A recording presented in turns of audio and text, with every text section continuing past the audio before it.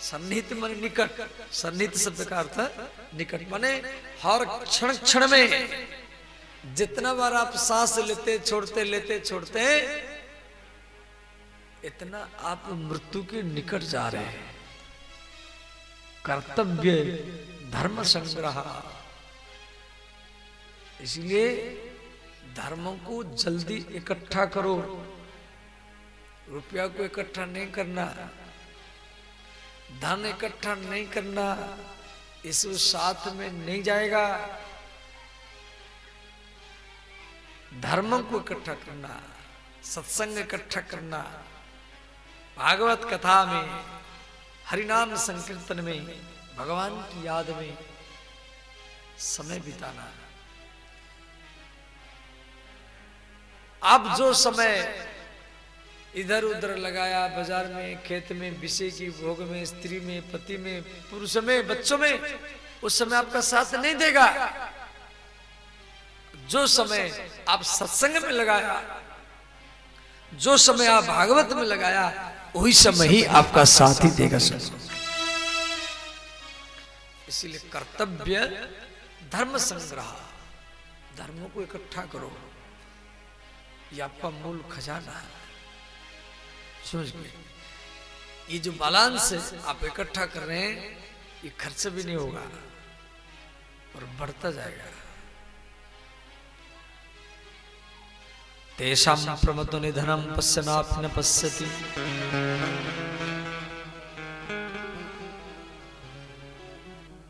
कोई व्यक्ति मर गया स्मशान में, उसका चिताग्नि जल रहा है, तो कुछ व्यक्ति देखता है, भाई लकड़ी में रखा हुआ है, जल रहा है, और देखने वाला भी मन में सोचता है कि मैं भी एक दिन ऐसे मरूंगा और मेरा भी शरीर इस प्रकार लकड़ी के ऊपर जलाया जाएगा। उसके मन में ऐसा सोच आता है, प्राय आता है सबके मन में, परंतु वो जो सोच, उसको बोलते स्मशान वैराग्य। उसका नाम है स्मशान वैराग्य। स्मशान को देख करके जो वैराग्य आती है, उसका नाम है स्मशान वैराग्य। परंतु वो वैराग्य फिर घर में आने के बाद में फिर व्यक्ति भूल जाता है। समझ गए? भूल जाता है। तो तेषां प्रमतो निधनं पश्यनापि न पश्यति। तस्मात् भारत सर्वात्मा भगवान ईश्वरम हरि श्रोतव्यः कीर्तितव्यश्च यदि स्मर्तव्य यदि इच्छता भय अभयम। धन्यवाद। परीक्षित महाराज यहाँ के सुंदर सूत्र बताए। तस्मात् भारत, भारत माने भारत खंड में रहने वाले श्री परीक्षित महाराज भरत वंश के थे। ये राम सब भरत वंश के, भारत में रहते हैं, आप सब भारतीय है। तस्मात् भारत, हे परीक्षित, सर्वात्मा भगवान ईश्वरम हरि। भगवान हर जगह में, हर समय में, हर स्थिति में, हर परिस्थिति में है। सर्वात्मा, समझ गया? और श्रोतव्य, उनकी कथा को श्रवण करो। हम लोग के अंदर में सोच रहता है, भाई हम कथा सुन रहे हैं, भगवान तो दिखाई नहीं दे रहा है। और शास्त्र में दिया गया, जहाँ कथा होती है हनुमान जी आते हैं। यत्र यत्र रघुनाथ कीर्तनम तत्र तत्र कृतमस्तकांजलि। अब हनुमान जी दिखाई नहीं देते? नहीं नहीं, ऐसा नहीं सोचना है। भगवान आपके पास में कथा में आप भी बैठे और भगवान आपके साथ में भी है। अब आप बोलेंगे बाबा भगवान साथ में तो दिखाई क्यों नहीं दे रहा है? ये सभी प्रश्न मन में आ सकता है। देखो, भगवान को देखने के लिए गुरु नहीं बना जाता है। अच्छा, मान लो भगवान को आप देख लिया तो क्या काम करना नहीं पड़ेगा कि भोजन करना नहीं पड़ेगा? और इसी कलियुग में जितना व्यक्ति, कबीरदास को कई बार भगवान मिले, रविदास को मिले, तुलसीदास जी को मिले, फिर भी रविदास जी बाजार में जाएगी जूता पालिश करते थे, कबीरदास जी कपड़ा बेचते। काम करना ही पड़ेगा। अब भगवान को देखने के लिए गुरु नहीं बना जाता है, भगवान को जानने के लिए गुरु बना जाता है। जो भगवान आपके पास में रहता है उनको देखने के लिए गुरु नहीं बना जाता है, उनको जानने के लिए। क्यों? हम जान नहीं पा रहे हैं, हम समझ नहीं पा रहे हैं। हमारी मन में सोच रहता है स्पेशल धनुष बाण लेकर के आएंगे तभी हम मानेंगे राम जी का दर्शन हुआ। हमारे मन में सोच रहता है स्पेशल बंसी लेकर के आएंगे तभी हमें समझेंगे भगवान का दर्शन हुआ।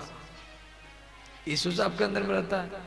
अब मान लो हमारी राम जी या वो कहाँ चीन में जापान में जाके प्रकट हो गए तो चीन का लोग समझेगा ये भगवान है,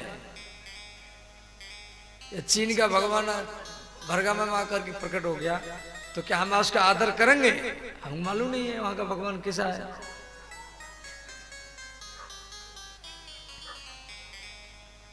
तस्मात् सर्वात्मा भगवान ईश्वरम हरि। भगवान हर दम, हर समय, हर स्थिति में, हर परिस्थिति में आपके साथ में रहते हैं। और इसी समय में अब भी आपके पास में हैं। बहुत लोग क्या करता है, भगवान को हरदम बाहर में ढूंढता रहता है, कहीं मंदिर में, कभी गंगा किनारे में, कभी वृंदावन में, कभी अयोध्या में, कभी काशी में, कभी देवघर में, और ढूंढते ढूंढते अंत में व्यक्ति मर जाता है। सोचता है भगवान मिलता नहीं। नहीं नहीं, भगवान आपको दर्शन देने के लिए देवघर, वृंदावन, अयोध्या से नहीं आएंगे। भगवान आपको दर्शन देने के लिए आपके भीतर से ही आपके सामने ही आएंगे। और हरदम इस बात को तुलसीदास जी भी लिखे हैं, याभ्यम विना न पश्यन्ति सिद्धा स्व अंतस्थ। अंतस्थ माने भीतर, अंतस्थ माने ईश्वरम, ईश्वरम माने भगवान। भवानी शंकरो वंदे श्रद्धा विश्वास रूपिणम। तो हमको अपनी आप में मंथन करना है, श्रद्धा और विश्वास के द्वारा ध्यान देना। आप थोड़ा ध्यान देना। दूध में घी है, आप में भगवान है, राम है, कृष्ण है, शिव है, वही एक ही है। राम बोलो, कृष्ण बोलो, शिव बोलो या ईश्वर बोलो। जैसे दूध में घी है ऐसे ही आपके भीतर में भगवान है, परंतु दूध में घी तो है परंतु घी दिखाई नहीं दे रहा है। और दूध से दीपक नहीं जलेगा, दूध से आरती भी नहीं होगा। आरती दीपक तभी तो जलेगा जब घी निकल करके आए। अब दूध से घी को कैसे निकलेंगे? फिर दूध को गर्म करो, दूध को गर्म करो, फिर उसको मंथन करो, फिर मंथन करेंगे तो फिर घी निकल करके आएगा, उसमें फिर आरती करो, पूजा करो।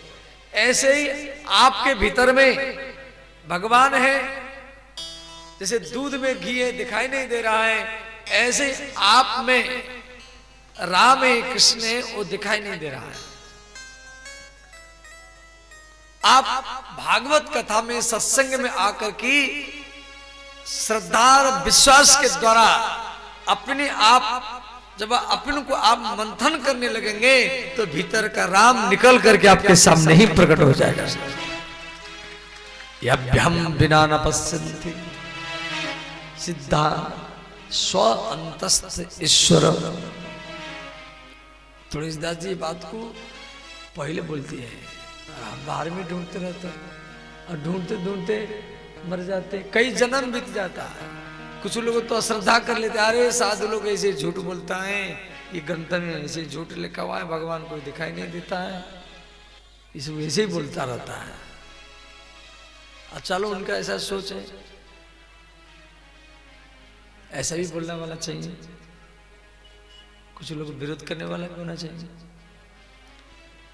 कृष्ण को कृष्ण बनाने के लिए कंस का भी जरूरत है, राम को राम बनाने के लिए रावण का भी आवश्यक है, दिन को दिन बनाने के लिए रात का भी आवश्यक है। यदि रात नहीं हो केवल दिन ही दिन हो तो मालूम कैसे पड़ेगा ये दिन है।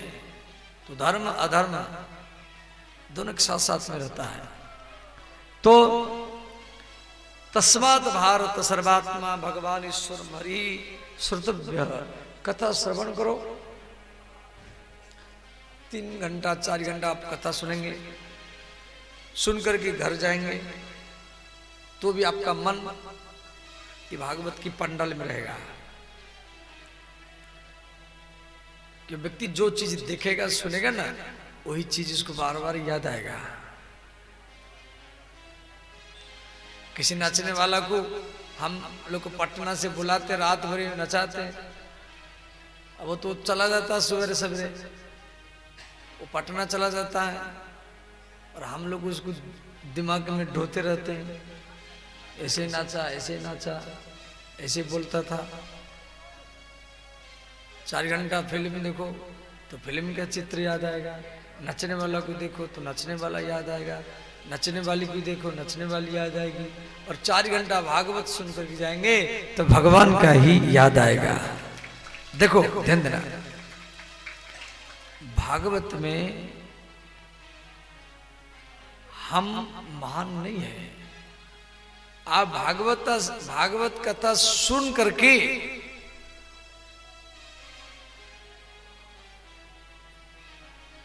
हमारी प्रधानता मान लेना ये सबसे बड़ा भूल है। आप सोचेंगे बाबा मंच में बोल रहा है, बाबा को प्रणाम करें, बाबा को बैठाएं, नहीं। भागवत में हम महान नहीं है, हम जिसकी कथा सुना रहे आपको उसी को ही पकड़ना है, भागवत सुनाने वाला को नहीं। बहुत व्यक्ति यहां फंस जाता है, बहुत व्यक्ति यहां फंस जाता है। भागवत कथा सुन ले 9 दिन में, अब उसी से ही वो संपर्क करना चालू कर देता है, यहां व्यक्ति चुक जाता है। भागवत कहने वाला जिसका ही कथा सुना रहा है उसी से संपर्क करना है, उसी से संबंध जोड़ना है, तभी आप इस जड़ तक जा सकते हैं। तो श्री सुखदेव जी परीक्षित का यहाँ धन्यवाद किए हैं। राजन आप धन्य हो। जैसे रामचरितमानस में भगवान शिव भी पार्वती का धन्यवाद किए हैं प्रश्न को सुन करके। धन्य धन्य गिरिराज कुमारी, तुम समान नहीं को उपकारी। राम सिया राम जय जय राम, राम सिया राम जय जय राम। पूछे रघुपति कथा प्रसंगा, सकल लोक जगपा बनी गंगा। राम सिया राम जय जय राम, राम सिया राम जय जय राम। मंगल भामानय मंगल भाई द्रबहु सुदसी जी बिहारी राम सिया राम जय जय राम राम सिया राम जय जय राम हर हर महादेव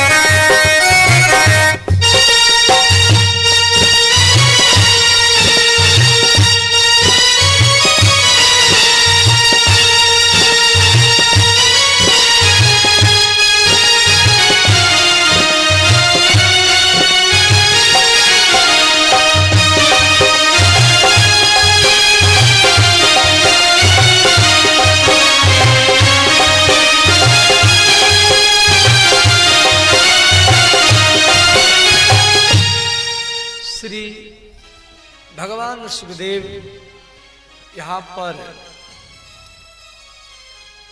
एक दिनचर्या के बारे में बताए हैं, ध्यान देना। आप लोग जागते हैं,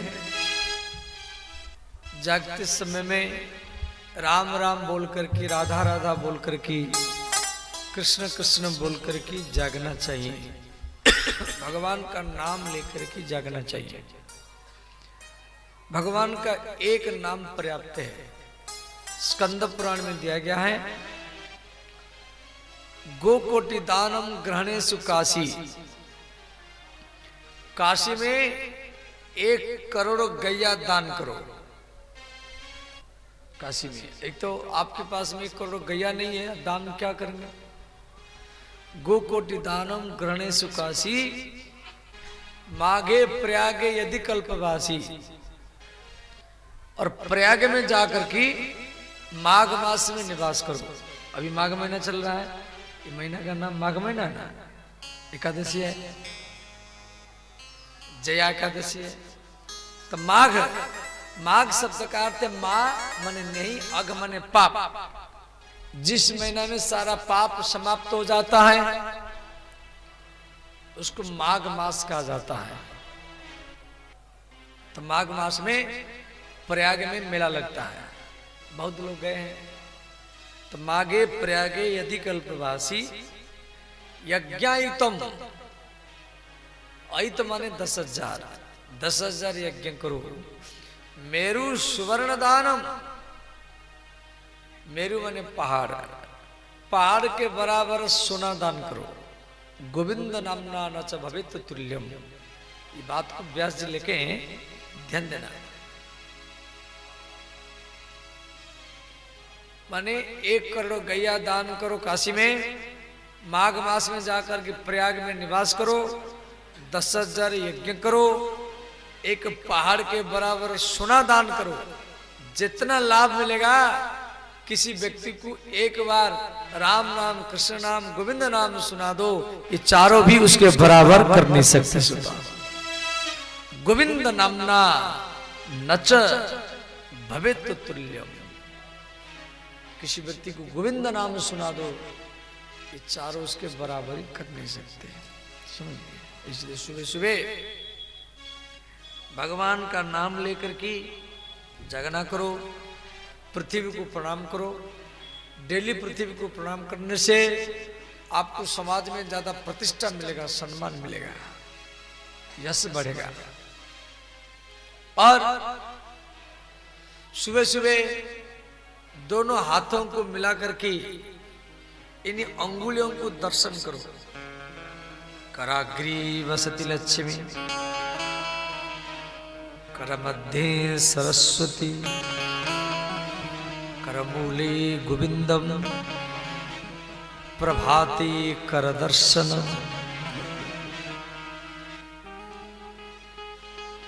समझ गए? कई व्यक्ति क्या करते हैं, सुबह सुबह जागते हैं, वो हाथ का क्या दर्शन करेंगे, वो डायरेक्ट बोलते हैं कि कॉफी लाओ, चाय लाओ, तो जागेंगे। तो उनको वो लाभ कैसे मिलेगा? तो प्रभात कर दर्शन हो, समझ गए? आपको श्लोक को याद है तो ठीक है, श्लोक को याद नहीं है तो ऐसे ही दर्शन कर लेना, समझ गए? और जो शिव जी का भक्त हो वो सुबह सुबह 12 ज्योतिर्लिंगों का नाम लेना चाहिए। हमारी भारत में 12 ज्योतिर्लिंग है। सौराष्ट्र में सोमनाथ, उज्जैन में महाकाल, काशी में विश्वनाथ, हिमालय में केदारनाथ, देवघर में बैद्यनाथ, समुद्र के किनारे में रामेश्वर, दक्षिण भारत में मल्लिकार्जुन, नर्मदा के किनारे में ओंकारनाथ, और श्री उज्जैन में महाकाल, और पुणे जिला में श्री भीमशंकर बम्बे के पास, और औरंगाबाद जिला में, महाराष्ट्र के औरंगाबाद जिला में घुसमेश्वर। ये 12 ज्योतिर्लिंग है। इनका नाम भी सुबह सुबह लेना करो। अब कोई बोलेगा कि बाबा 12 ज्योतिर्लिंग का नाम तो हमको याद नहीं है, तो शिव जी का एक मंत्र है, आप इसको पाठ कर लीजिए। सब हाथ जोड़ लीजिए, सब हाथ जोड़ लीजिए, आंख बंद करें और एक शिवलिंग का ध्यान करें।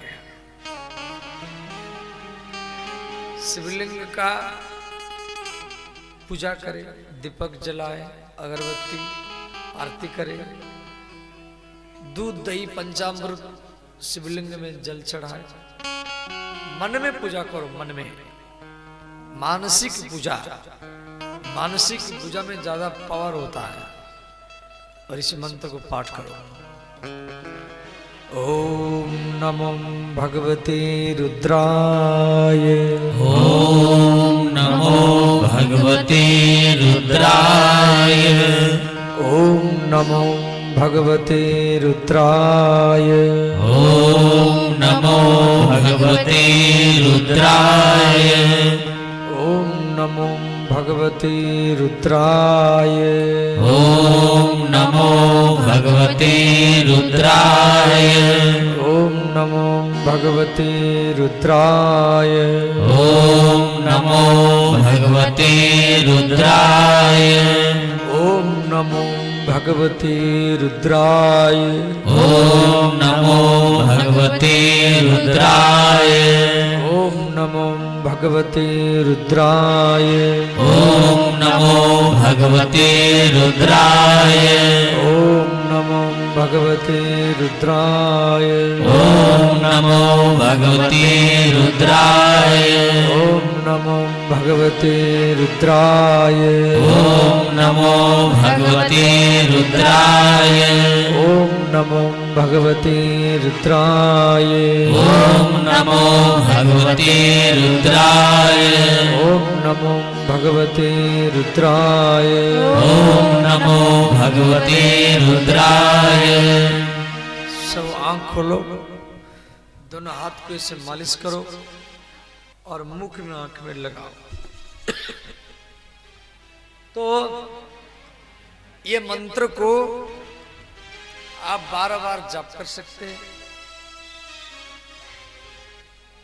इससे आपका द्वादशी तानि नामानि प्रातरुत्थाय पठेत् सर्व पाप विनिर्मुक्तम सर्व सिद्धिम फलम लभेत्। देखो, जिसको पुत्र चाहिए, पुत्र इस मंत्र को बोल करके शिवलिंग में धतूरे के फूल या धतूरे के पत्ता या धतूरे के फल, ओम नमो भगवते रुद्राय, ये मंत्र को बोल करके धतूरे के फूल फल पत्ता चढ़ाना करो। इससे आपको पुत्र मिलेगा। जिसको बेटी चाहिए, मुझे कन्या चाहिए, तो इसी मंत्र को बोल करके शिवलिंग में सुगंधित मुंगरा का फूल चढ़ाओ। जिसको निरोग चाहिए, मुझे कोई रोग ना हो, इस मंत्र को बोल करके शिवलिंग में कन्यार का फूल, कन्यार का पत्ता या कन्यार का फल शिवलिंग में चढ़ाओ, रोग नष्ट करने के लिए। जिसको शांति चाहिए,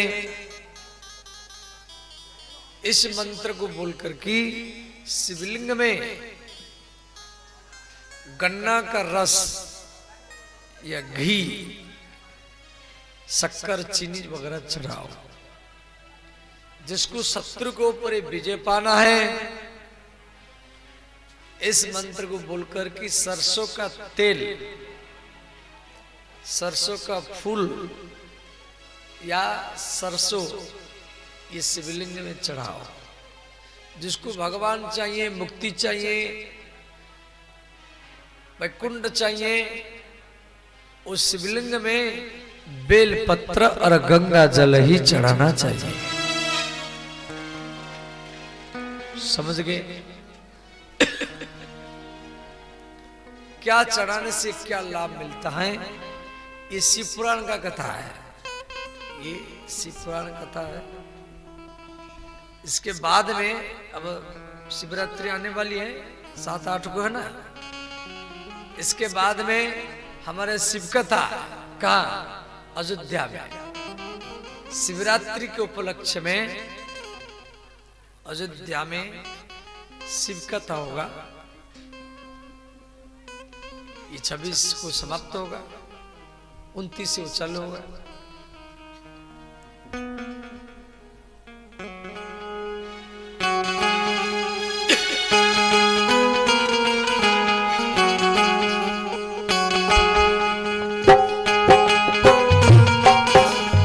हर हर शंभो शंभो शिव महादेव, शंभो शंभो शिव महादेव।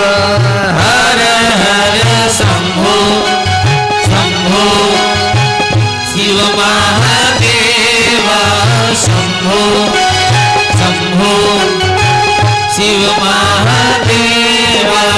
हर हर शंभो शंभो शिव महादेव, शंभो शंभो शिव महादेव। हर हर शंभो शंभो शिव महादेव, शंभो शंभो शिव महादेव। सब गाइए, दोनों हाथ उठा कर गाइए।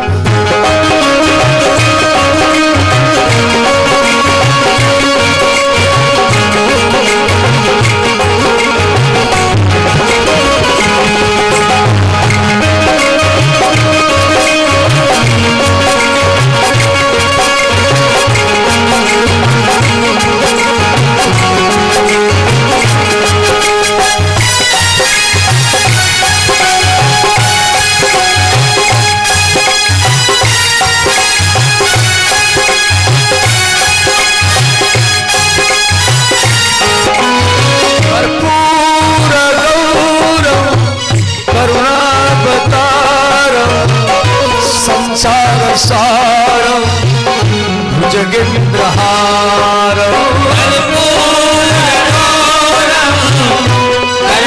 करुणावतारं संसारसारं भुजगेन्द्रहारं कर्पूरगौरं करुणावतारं संसारसारं भुजगेन्द्रहारं कर्पूरगौरं करुणावतारं संसारसारं भुजगेन्द्रहारं सदा वसन्तं हृदयारविन्दे भवं भवानी सहितं नमामि सदा वसन्तं हृदयारविन्दे भवं भवानी सहितं नमामि सदा वसन्तं हृदयारविन्दे भवं भवानी सहितं नमामि सदा वसन्तं हृदयारविन्दे भवं भवानी सहितं नमामि हर हर शंभो शंभो शिव महादेव शंभो शंभो शिव महादेव हर हर शंभो शंभो शंभो शिव महादेव शंभो शंभो शिव महादेव सब गाइए दोनों हाथ उठा करके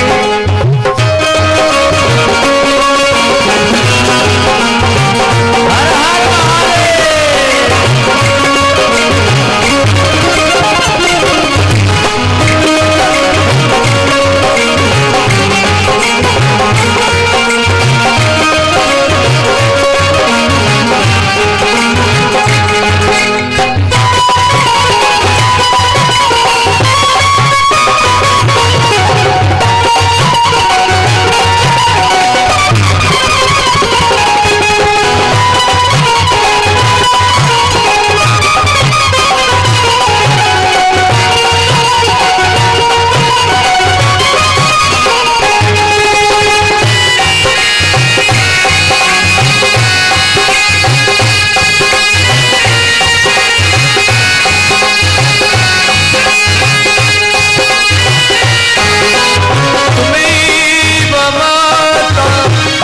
पिता तुम्हें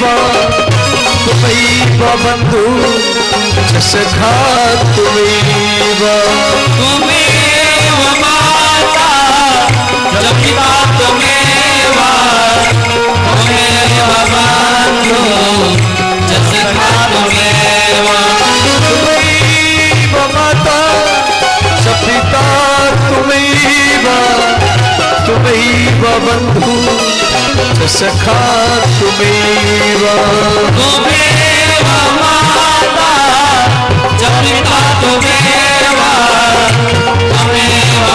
बंधु सखा तुम्हें विद्या द्रविणं तुम्हें सर्वं मम देव देवा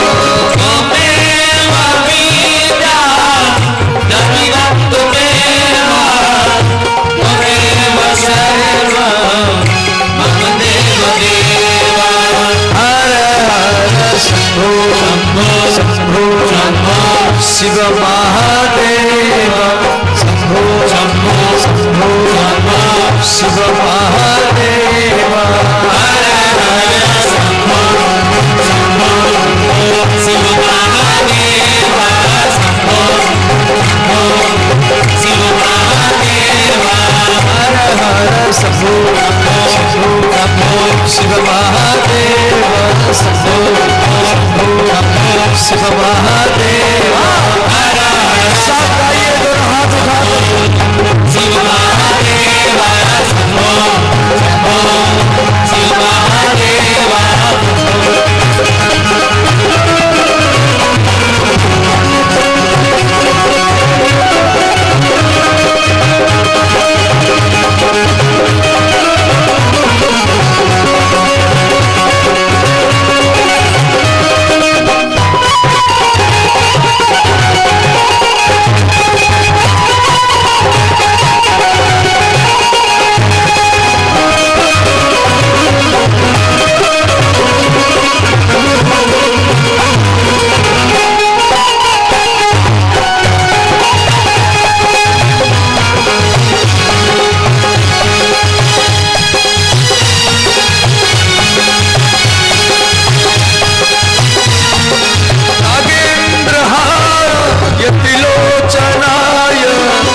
भस्मांगराग यमहेश्वराय नागेंद्रहारा त्रिलोचनाय भस्मांगराग नागेंद्रहाराय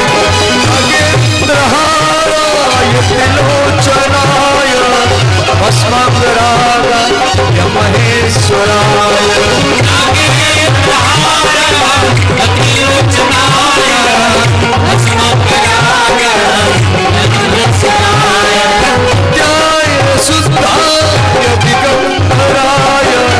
तस्मै नकार नमः शिवाय नित्याय सुराय दिगंबराय तस्मै नकार नमः शिवाय हर हर शंभो शंभो शिव महादेव शंभो शंभो शिव महादेव हर हर शंभो शंभो शिव महादेव शंभो शंभो शिव महादेव हर हर शंभो शंभो शिव महादेव शंभो शंभो शिव महादेव हर हर शंभो शंभो शिव महादेव शंभो शंभो शिव महादेव हर हर शंभो शंभो शिव महादेव शंभो शंभो शिव महादेव हर हर शंभो शंभो शिव महादेव शंभो शंभो शिव महादेव हर हर गंगे हर गंगे हर गंगे हर गंगे हर गंगे हर हर गंगे हर गंगे हर गंगे हर गंगे हर गंगे हर गंगे हर गंगे हर गंगे हर गंगे हर गंगे हर गंगे हर गंगे जल प्रवाह पापस्तरे गले बलम बलम निपा भूरप्तमाल तमन तमन तमन तमन नाद दंडवर बेचकार चक्र तंत्र तमोतम शिवम शिवम हर हर गंगे हर गंगे हर गंगे हर गंगे हर गंगे हर गंगे हर गंगे हर गंगे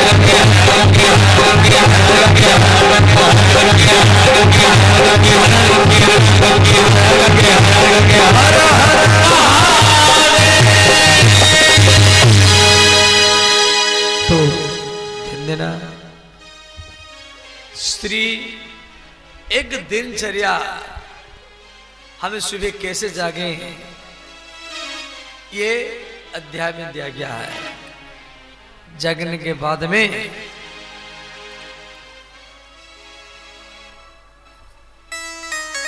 सूर्य की ओर खड़े होकर के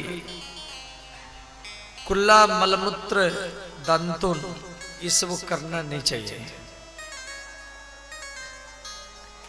जो सूर्य की ओर खड़े होकर के कुल्ला मलमूत्र दंतुन करता है वो कोई ना कोई रोग में बीमार में पड़ता है। समझ गए। सूर्य को ओर खड़े होकर के अर्पण तर्पण पूजा पाठ समर्पण यज्ञ हवन आदि करने से आपका धन बढ़ेगा, आपका प्रतिष्ठा बढ़ेगा और समाज में आपका जयकार बना रहेगा। सूर्य हमारी प्रत्यक्ष भगवान है जो हमको दिखाई देता है। और उसके बाद में जब आप नहाते हैं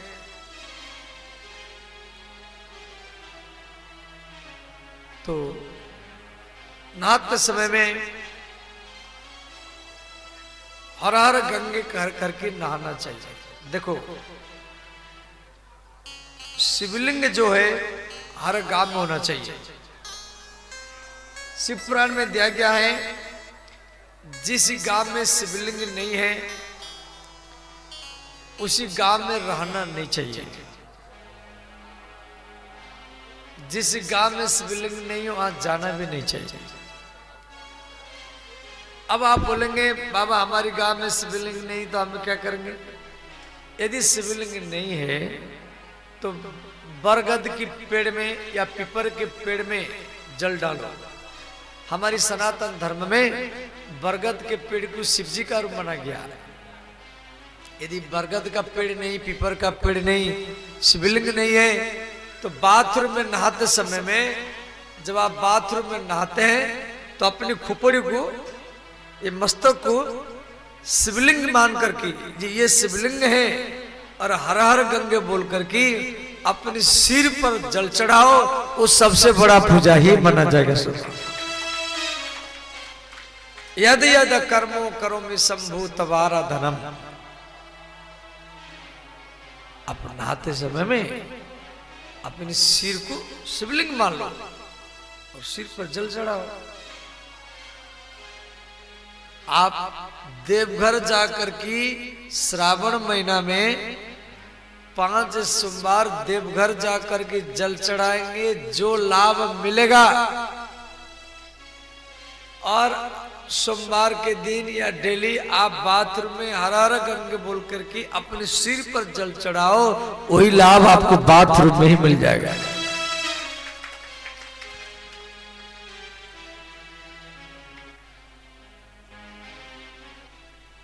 सोमवार को ज्यादा भीड़ होता है प्राय हर शिवलिंग में, वहां धक्का मक्का में जाओ और फिर लाइन लगाओ, फिर लाइन लगा के वहां भी जा नहीं सकते शिवलिंग तक, वहां का पाइप भी बनाए, पाइप नल, उसी नल में जल डाल दो। और फिर वहां कुछ व्यक्ति है तुरंत आपको भगाते हैं, जल्दी भागो, भीड़ आ रहा है, भागना पड़ता है। तो जाइए, मना नहीं, वहां भी जाना चाहिए, परंतु हरि व्यापक सर्वत्र समाना, भगवान हर जगह में है, मंदिर में है, आपकी घर में है, अभी है, इसी समय में है, समझ गए। आप अपने मस्तक को शिवलिंग मान करके वो लाभ आपको यहां पर मिल जाएगा।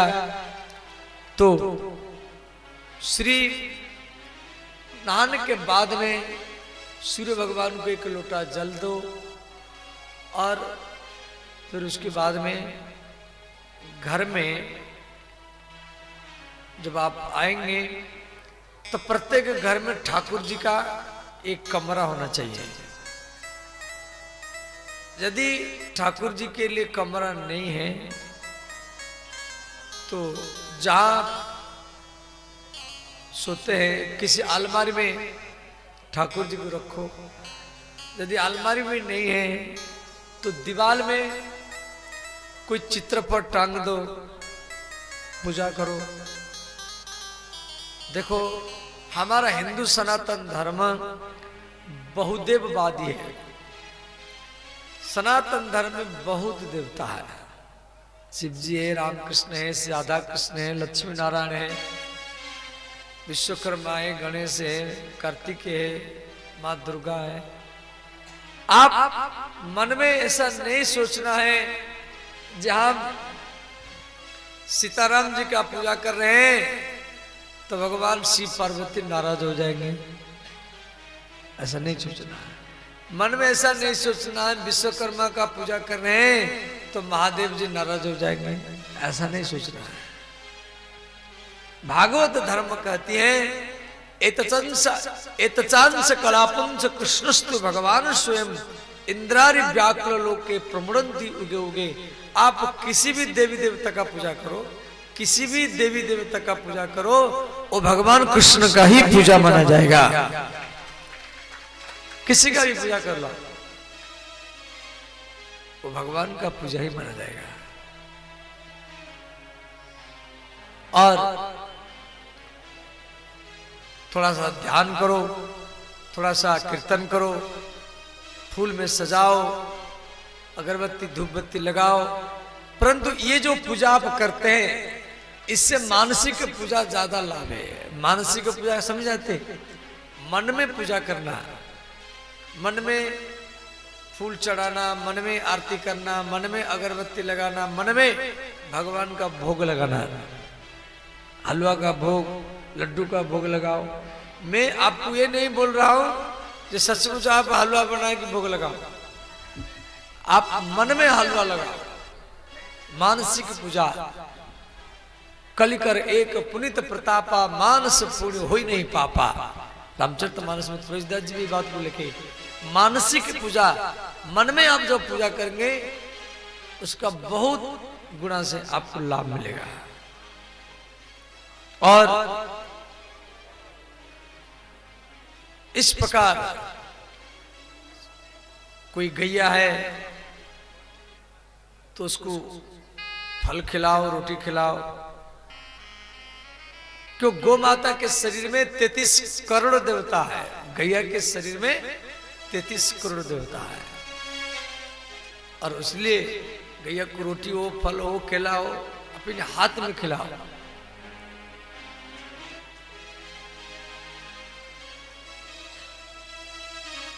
और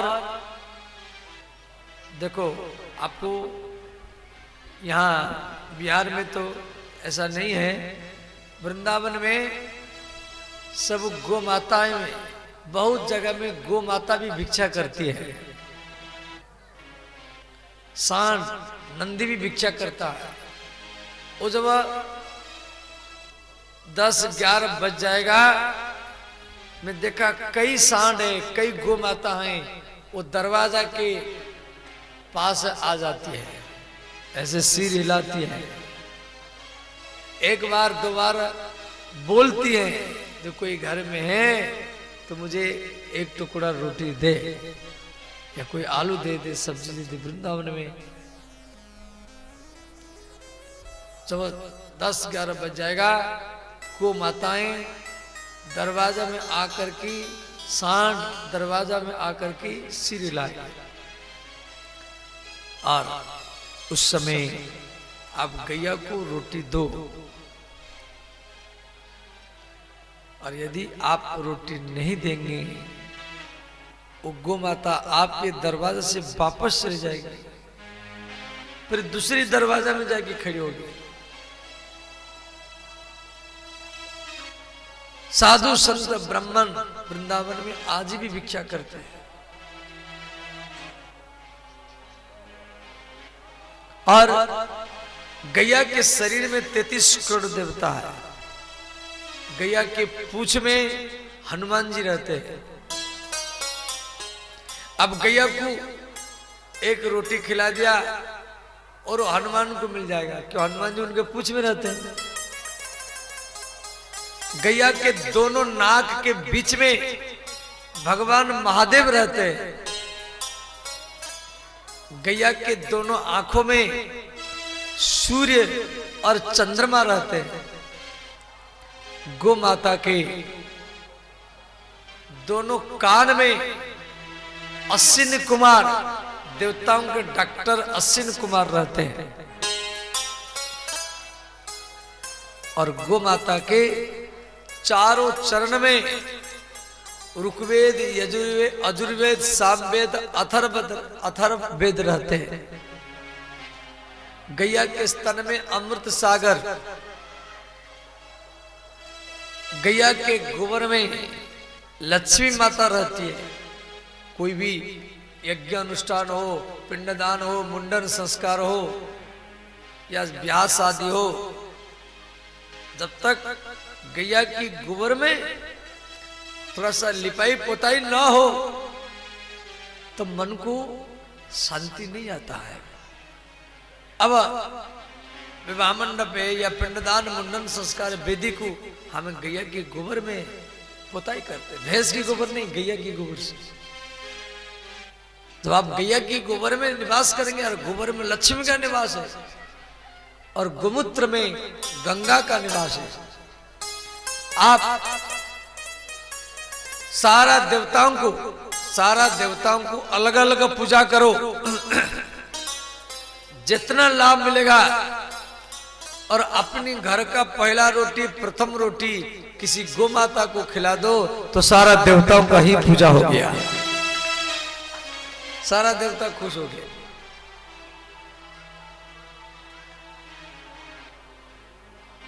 तो इस प्रकार एक दिनचर्या बनाना है। समझिए,